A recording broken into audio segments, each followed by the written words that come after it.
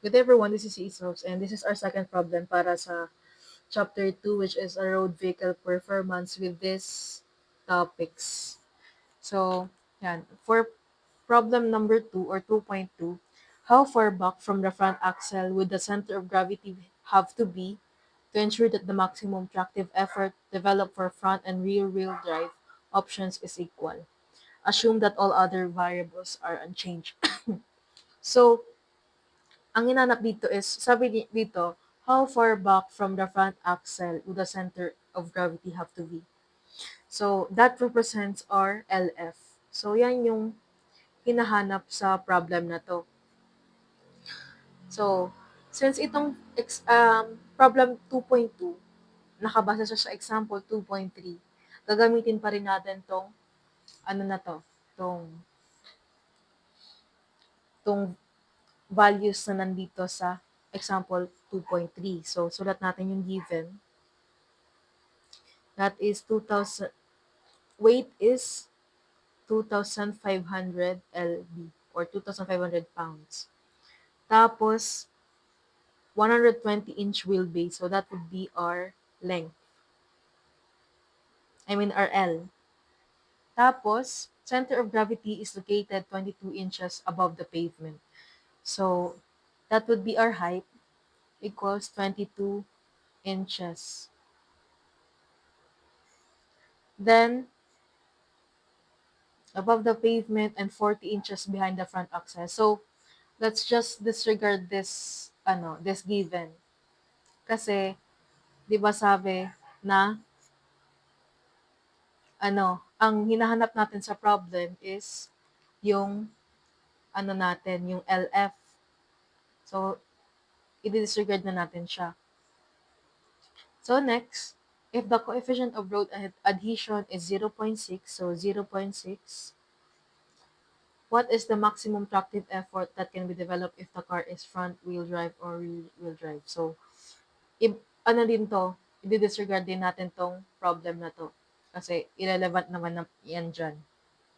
Since ito yung hinahanap natin yung LF. So, let's proceed.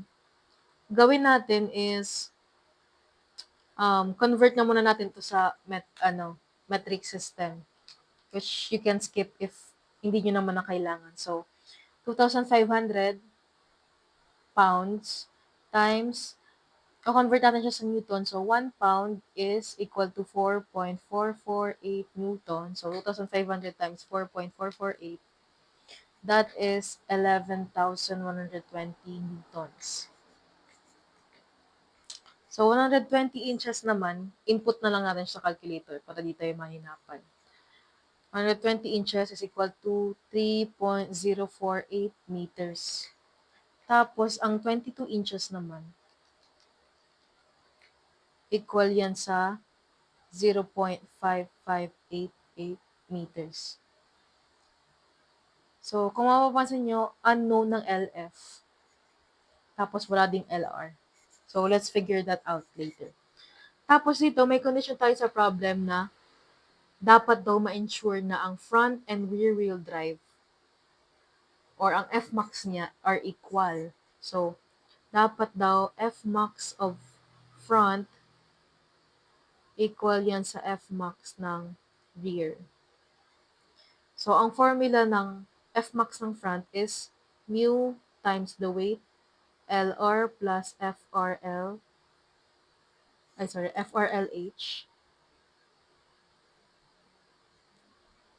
all over L all over 1 plus mu H all over L is equal to quantity mu times the weight LF minus FRL H all over L all over 1 minus mu H over L. So, kung papansin nyo, halos same lang yung formula. Ang pagkakaiba, kapag Fmax ng front yung hinahanap, LR yung variable dito. Tapos, positive siya. Tapos, kapag Fmax ng rear ang hinahanap, LF yung nandito. So, gagamitin natin yung length behind the front axle. So, minus din to, minus to. So, yan lang yung way para mabilis siyang ma-memorize kahit mahaba yung formulas. So, check natin kung available na ba lahat ng variables. Mu, meron na. Weight, meron. LR, wala. So, note natin yan. FRL, sige, solve na natin yung FRL. Is equal to 0.01 times 1 plus V over 44.73. Is equal to, so ang V natin, walang minention na velocity sa problem natin. So therefore, this is 0. So our FRL would be 0.01. So note na lang natin siya here. FRL is equal to 0.01. Height natin meron na, length meron, 1 plus mu, okay, kompleto. Except sa LR tapos sa LF. So, ang gawin natin, since may dalawa tayong unknowns, let's try to express LR in terms of LF since LF yung hinanap natin. So, alam natin na, di ba yung sinabi ko kanina, may wheels sa side view ng car. Tapos, from this point to this point, yan yung length. So, ang LF na tinutukoy dyan is, di ba, the length behind the front axle. So, kunwari ito yung front. So, yan yung LF natin. Ano naman yung LR? Which is, yan yung length in front of the rear axle. So, ito yung LR natin. So, from this, we can make a relationship na L is equal to LF plus LR. So, erase natin siya. So, by the relationship na L is equal to LF plus LR, L natin, substitute natin yung value ng 3.048 is equal to LF plus LR. So, di ba yung sinabi ko, this i-express natin yung LR times of LF. I mean yung LR, tama. LR in terms of LF. So, therefore, LR is equal to 3.048 minus LF. So, isa-substitute natin tong formula na to dito sa formula na to. Para lahat ng variables natin na unknown is just LF. Wala na tayong other variables na unknown. So, substitute natin. Mu natin is 0.6 times the weight, which is 11,120 times LR natin is 3.048 minus LF. 48 minus LF plus FRL. FRL is 0.01 times the height, that is 0.5588.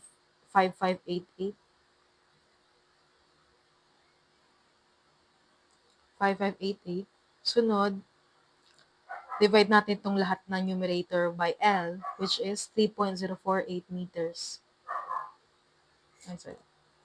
Tapos, next, sa ilalim naman is 1 plus mu, which is 0.6. Height natin is 0.5588. Tapos, ang L natin is 3.048. So, yan. Next naman, dito sa right side of the equation. Mu natin is 0.6.